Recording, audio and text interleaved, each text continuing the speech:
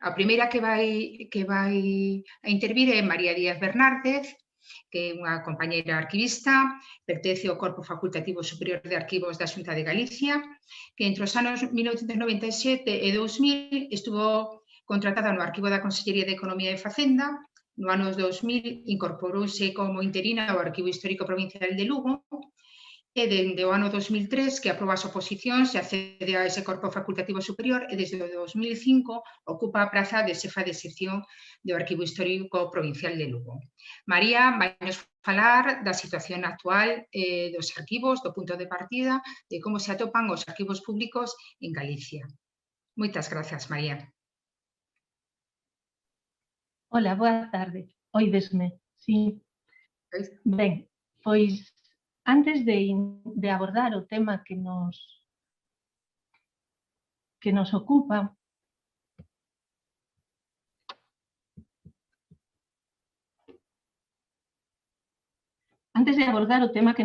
debemos advertir que con frecuencia non é fácil acadar datos que nos permitan coñecer a situación dos arquivos. Nestes tempos de normas sobre transparencia, en que hai medios tecnolóxicos que permiten a difusión inmediata da información, non sempre as páxinas web das institucións son útiles no noso ámbito. Ás veces non atopamos datos e noutras ocasións estes datos non están actualizados. Algúnas veces temos que recorrer a consultar a colegas que coñezan mellor unha determinada área. Esta é a primeira eiva que presenta o sistema. Debería poder accederse a datos actualizados. As páxinas web das institucións non teñen razón de ser se non ofrecen información e se esta non está actualizada. Entramos xa en materia e vámoslo facer abordando o tema do desenvolvemento normativo. A creación dun marco normativo para os arquivos galegos iníciase, como non podía ser de outro xeito, co Estatuto de Autonomía para Galicia e culmina coa aprobación da Lei 7 do ano 2014 de 26 de setembro de Arquivos e Documentos de Galicia. É importante que contemos cunha norma que se ocupe especificamente dos arquivos e que esta teña rango de lei. A Lei de Arquivos e Documentos de Galicia regula os aspectos esenciais, deseña o funcionamento do Sistema de Arquivos de Galicia e prevé a creación de dous órganos colexiados, o Consello de Arquivos de Galicia e o Consello de Avaliación Documental de Galicia, e remite para a regulamentación de cada súa composición e funcionamento a decretos posteriores. Efectivamente, en cumprimento deste mandato, no ano 2016, apróbanse os decretos 15 e 25. Pero a lei aborda dous aspectos que non convén esquecer e que ata o momento non foron desenvolvidos: o Censo de Arquivos de Galicia e o Plan de Arquivos. O artigo 27 indica que a Xunta de Galicia confeccionará un censo dos arquivos que regulamentariamente se desenvolverá a súa estrutura e contido mínimo e que será accesible na rede. Ademais, o artigo 32, apartado segundo, subapartado M, explica que a Consellería competente en materia de arquivos deberá mantelo actualizado.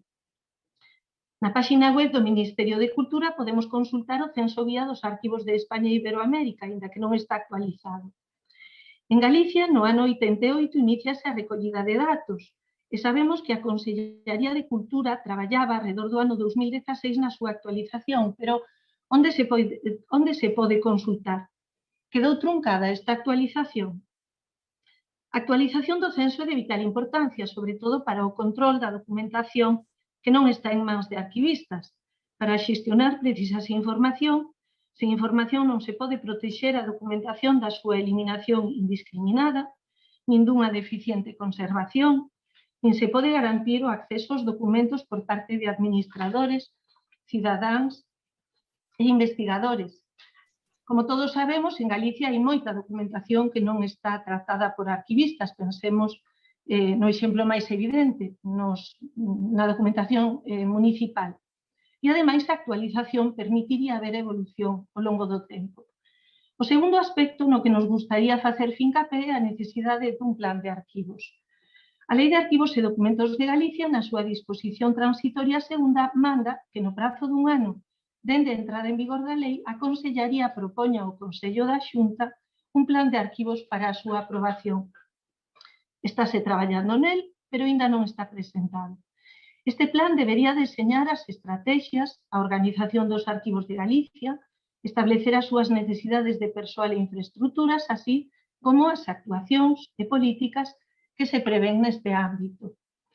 E, finalmente, dentro deste apartado sobre as normas, creemos que compre abordar accións reguladoras de aspectos do funcionamento diario dos centros. Entre os anos 2010 e 2011, emitíronse ordes e instruccións relativas á manipulación de documentos, consulta e reproducción, préstamos e transferencias, pero hai máis aspectos que precisan un axuste. Por exemplo, os arquivos dependentes da Xunta teñen tarifas propias para cobrar as copias, pero non para consultas e certificados, de xeito que estes se rexen de acordo co réxime xeral de toda a administración autonómica. Pois ben, neste momento, e como consecuencia desta dualidade, as compulsas son substancialmente máis baratas que as copias simples. Isto non parece lóxico. Pasamos a falar do órgano competente en materia de arquivos, que, como todos sabemos, é a Consellaría de Cultura, Educación e Universidade. En ocasións maniféstanse opinións favorables a que os arquivos dependan do organismo competente en administracións públicas e dubídase de que sexa conveniente que un sistema de arquivos se vincule ao organismo que xestiona a cultura, porque parece que esta dependencia orientaría as actuacións en materia de arquivos á súa vertente histórica, descoidando a relación cos organismos produtores e coa documentación mentres ten vixencia administrativa. No caso de Galicia, porén, obsérvanse nos últimos anos grandes esforzos por ocuparse da documentación dende que nace.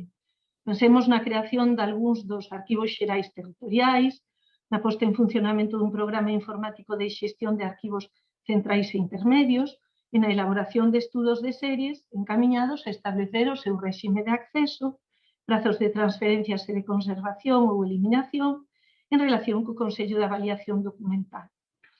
A grande materia pendente da Administración Autonómica é, como veremos máis adiante, a creación de arquivos centrais das consellarías e completar o mapa dos arquivos xerais territoriais. É posible que lograr estes obxectivos fose máis doado se as competencias en materia de arquivos estivesen en mans da Consellaría competente en materia de administracións públicas. Pasamos a falar dos centros, infraestructuras e persoal, e empezamos naturalmente polos arquivos da Administración Autonómica, e dentro deles polos arquivos históricos de titularidade estatal e xestión transferida á Xunta de Galicia. Este grupo abrangue o Arquivo do Reino de Galicia e os arquivos históricos provinciais de Lugo, Ourense e Pontevedra. Temos que felicitarnos porque o Arquivo de Ourense acaba de estrear instalacións e estas supoñen unha evidentísima mellora con respecto ao seu local anterior, tan pequeno que non lle permitía recibir transferencias desde había uns 30 anos, cos conseguintes riscos de perda de documentación das institucións da provincia. Os arquivos do Reino de Galicia, de Lugo e de Pontevedra tamén presentan problemas de espazo, sobre todo este último, que arrastra esta situación desde hai moito tempo, chegando a ocupar outros dous locais, aparte da súa sede, como depósitos. Estáse barallando a posibilidade de restaurar e acondicionar o convento de San Francisco para dedicalo ao Arquivo Histórico Provincial de Pontevedra. Esperemos que se acometan pronto as obras para que o fluxo documental poida ser reposto. En canto ao persoal, é preciso revisar as relacións de postos de traballo para comprobar que prazas deberían ser creadas. Por exemplo, no Arquivo de Ourense, precisa ser restaurador porque este arquivo conserva un volume moi importante de documentación antiga procedente das institucións desamortizadas da provincia. Pero tamén é moi importante cubrir as vacantes, como as xubilacións. Como é lóxico, o ritmo de traballo técnico resíntese cando o persoal é insuficiente. Pasamos ao Arquivo de Galicia. Este arquivo xorde a partir do Decreto 207 do ano 2010, como cabeceira do Sistema de Arquivos de Galicia e como arquivo intermedio histórico para a documentación producida polos Servizos Centrais da Xunta de Galicia. Presenta dous problemas relacionados entre si. O primeiro é que non ten edificio propio, senón que comparte edificio coa Biblioteca de Galicia. En segundo lugar, e como consecuencia do anterior, só ten capacidade para aproximadamente 10 kilómetros de documentación. Esta capacidade é insignificante se temos en conta a masa documental que debería albergar, e máis se a comparamos con outros arquivos. Por exemplo, o Arquivo Histórico Provincial de Lugo, que é un edificio dos anos 80, ten capacidade para 20 kilómetros. O de Ourense, recentemente estreado, para 30. En compensación, o Arquivo de Galicia conta con 2 naves no polígono do Tambre e controla outros locais nos que a Xunta foi almacenando a súa documentación co paso dos anos. É evidente que estas non son as condicións idóneas para un arquivo desta categoría. Arquivos centrais das consellarías. O artigo 38 da Lei de Arquivos e Documentos de Galicia manda que haxa un arquivo central en cada consellaría e tamén indica que deben depender funcionalmente do órgano coordinador. Neste momento, só 2 áreas competenciais teñen arquivo, que son cultura e industria. É preferible que falemos de áreas competenciais mellor que de consellarías, porque estas últimas están suxeitas a modificacións, a redistribucións de competencias en cada legislatura. O Arquiveiro de Cultura está tratando de colaborar na creación dun arquivo para a educación.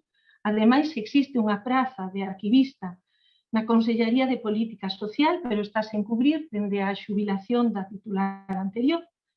Nas Consellarías de Emprego e Igualdade e do Mar figura unha praza de técnico superior de arquivos, pero ou está pendente de aprobación ou aprobada sen cubrir. E Presidencia das restantes consellarías non teñen nada. En esta situación de inexistencia de arquivo atopamos tamén toda unha serie de entes de variado tipo, unha produción documental importante, como a Axencia de Turismo de Galicia, o INEGA, a IGAP, o IGE, o Sergas, etc. Este panorama é claramente desolador se temos en conta que a Xunta de Galicia leva ás súas costas 40 anos de andaina. Así é como a documentación autonómica está espallada por locais e almacéns sen control e incluso en ocasións baixo a custodia de empresas de garda. Alfonso Cascudo, nun relatorio presentado ás Xornadas Olga Gallego de Arquivos do ano 2019, fai unha reflexión interesante sobre o persoal e os medios que precisan estes arquivos. Non basta cun arquivista. Deberían contar con persoal de apoio e tamén hai que habilitarlles espazo suficiente. E con respecto aos arquivos xerais territoriais, pois igual cos arquivos centrais das consellarías, son fundamentais para controlar a documentación dende o momento da súa produción, para estar en contacto coas unidades produtoras, e máis no momento actual en que se está implantando a administración electrónica, para asegurarse de que os documentos non se almacenan en locais sen supervisión técnica ou se perden, e para estudar as series, valoralas, regular o acceso. Nos últimos anos advertimos esforzos por crealos, pero faltan o da Coruña e o de Ourense. E o de Lugo está saturado dende o ano 2012. Na Coruña, ademais, a Xefatura Territorial de Industria conta, ademais, con 2 arquiveiras. Cando un arquivo se satura, deixan de producirse transferencias, o sistema párase, a documentación almacénase sen control ou pérdese, o acceso queda moi limitado ou imposibilitado. Para paliar estas situacións, estáse intentando levar ao Consello de Avaliación series voluminosas que se pretende eliminar. Pero isto non basta. E, por outra parte, a valoración está viciada se se fai exclusivamente con vistas á eliminación. As series deben ser valoradas para que, desde que os documentos son producidos, estea trazado o seu ciclo vital, asegurar que non se perda a documentación de conservación permanente e eliminar a que non o sexa cando deixe de ser útil. Deste xeito, a xestión documental resulta áxil e eficiente. Isto supón estudar as series relacionadas conxuntamente, non escoller as que se quere eliminar para facer espazo. E, naturalmente, neste apartado tamén vale a reflexión de Alfonso sobre o persoal e os medios que se precisan. O mellor dotado é o Arquivo de Lugo, pero aínda así ten as súas faltas. Pasamos aos arquivos dos órganos estatutarios. Son os arquivos do Valedor do Pobo, Parlamento de Galicia, Consello de Contas, Consello Consultivo e Consello da Cultura Galega.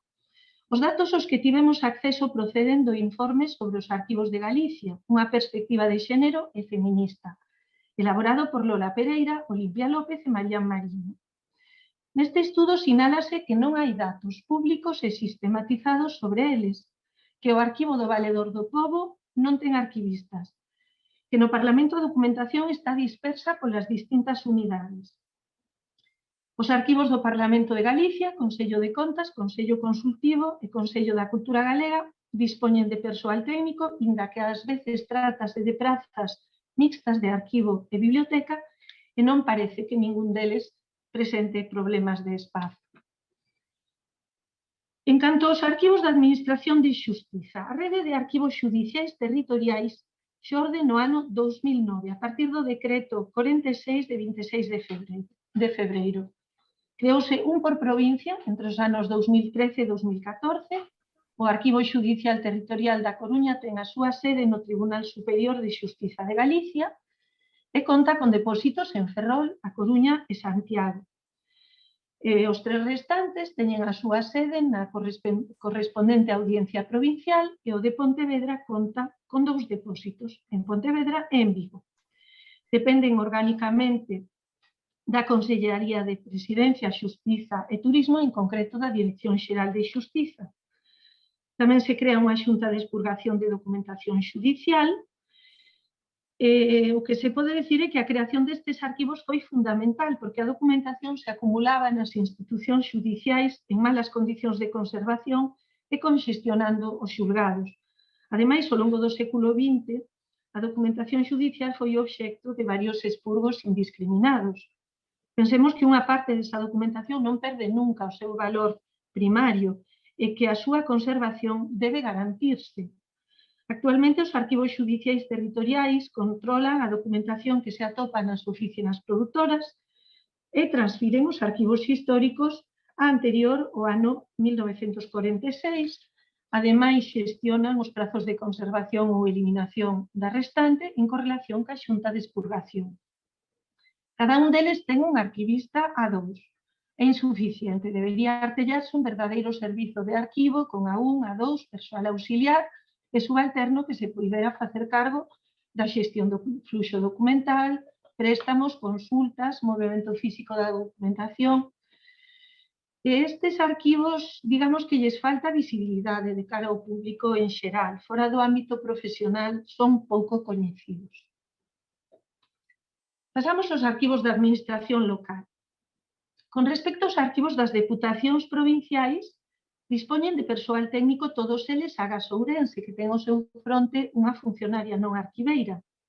O de Lugo non ten demasiada visibilidade en internet, o da Coruña si ten páxina propia. A Deputación de Pontevedra ten un funcionamento modélico neste ámbito, xa que, ademais de ter o seu arquivo perfectamente organizado e accesible, fai un labor importantísimo de apoio aos arquivos municipais da provincia. Con respecto aos arquivos municipais, na xornada Olga Gallego de Arquivos do ano 2016, Pedro López Gómez afirmaba que, a pesar de contar cunha enorme bagaxe teórica, manuais especializados, cadros de clasificación, etc., a súa situación en Galicia en xeral era mala, debido á falta de recursos que afectaba a carencia de persoal técnico, as instalacións e equipamentos inadecuados. Pois ben, esta situación 4 anos despois non mudou, e como daquela, seguimos sorprendéndonos de que Santiago de Compostela non teña arquivo municipal. E isto non pode xustificarse pola falta de recursos, non responde máis que a falta de vontade ou o desinterese dos seus gobernos municipais.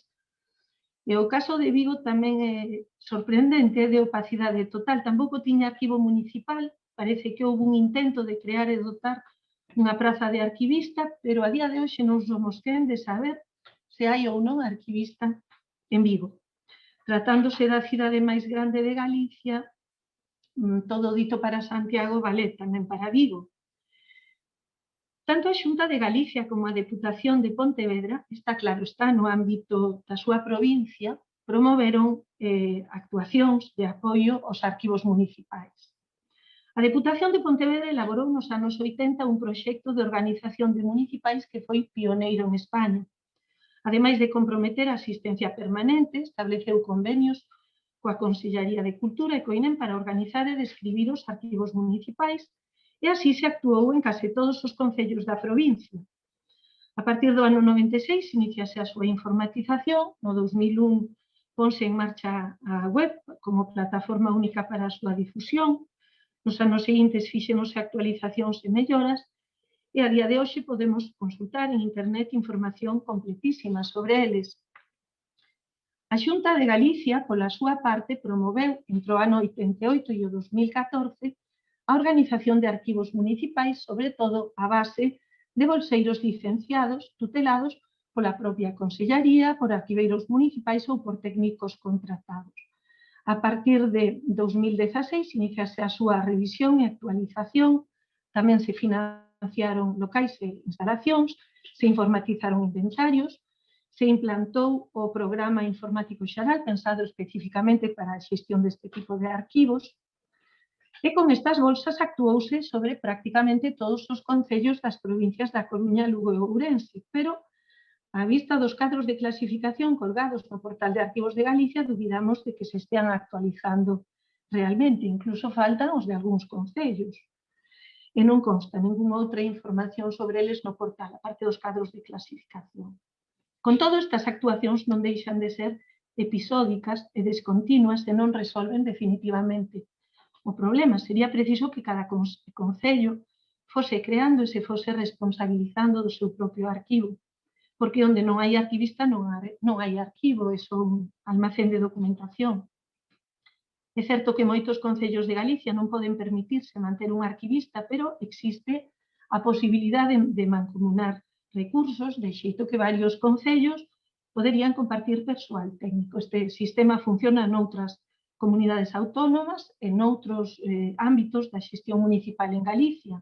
E a propia Lei de Arquivos e Documentos de Galicia menciona esta posibilidade. Pero, como xa dixemos, non é só un problema de falta de recursos, senón tamén de desinterese ou descoñecemento. Porque un arquivo ben organizado e operativo facilitaría a xestión administrativa, o acceso á documentación. En un momento como este, no que se está implantando a administración electrónica, o arquivo podía facer un servizo fundamental. Pero o desinterese dos concellos queda patente xa no feito de que as súas webs case nunca mencionan o arquivo. Con todo, hai honrosas excepcións a este panorama desolador, da que a porcentaxe é moi baixa. No informe sobre arquivos públicos en Galicia, unha perspectiva de xénero e feminista que xa citamos, contabilizáronse 33 arquivos municipais de 313. Estes 33 teñen persoal encargado, o que non significa necesariamente que se trate de arquivistas. Realmente hai que pensar que neste aspecto estamos fracasando porque non se perciben nos concellos dinámicas que favorezan a creación e mantemento dun arquivo.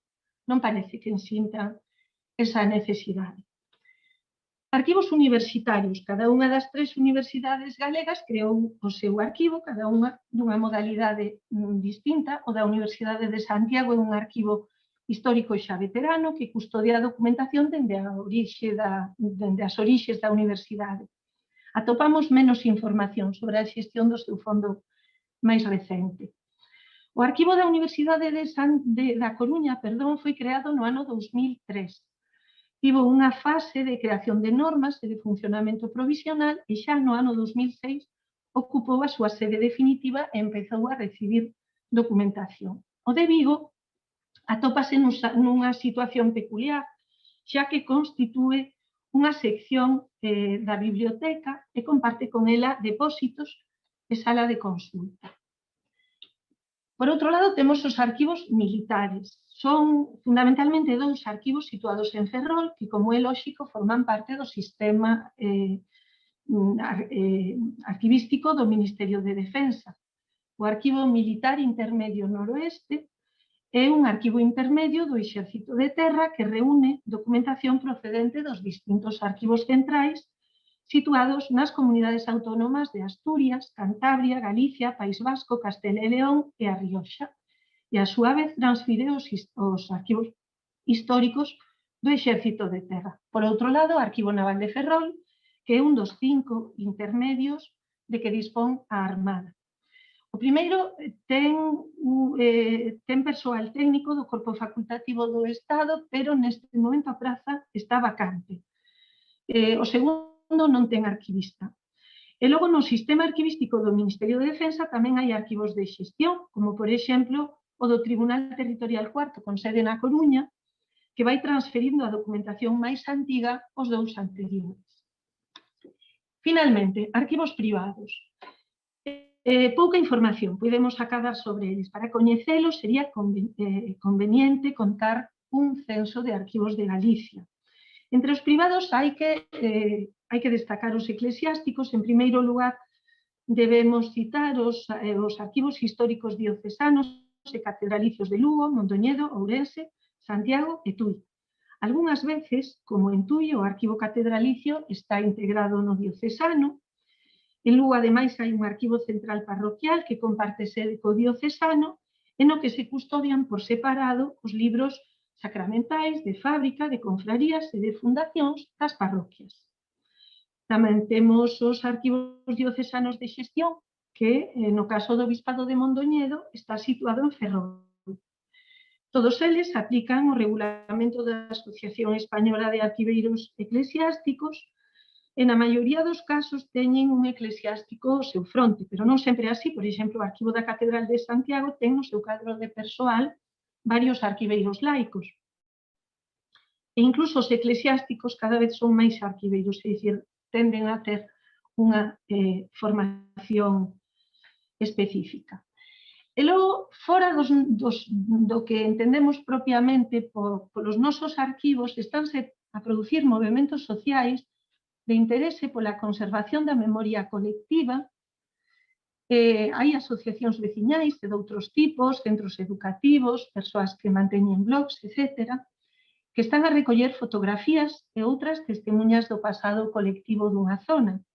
Un bo exemplo é o barrio de Vite, en Santiago de Compostela, con Vite Arquivo, que recolle cartéis, fotografías e documentos de todo tipo relacionados coa historia do barrio. Ou o proxecto dunha ficción sonora que conta a súa historia a través das testemunhas da veciñanza. Fenómenos deste tipo son relativamente frecuentes hoxe en día e quizá deberíamos colaborar con estas iniciativas, ainda que non estean vinculadas á administración, para darlle garantías de estabilidade e de conservación. E xa para concluir, só podemos decir que queda moito traballo por facer, estánse dando pasos moi lentamente, pero aínda hai moitas carencias e moitos obxectivos irrenunciables que non debemos deixar de subliñar para que se acometan e situacións desfavorables para que se corrixan. Moitas grazas.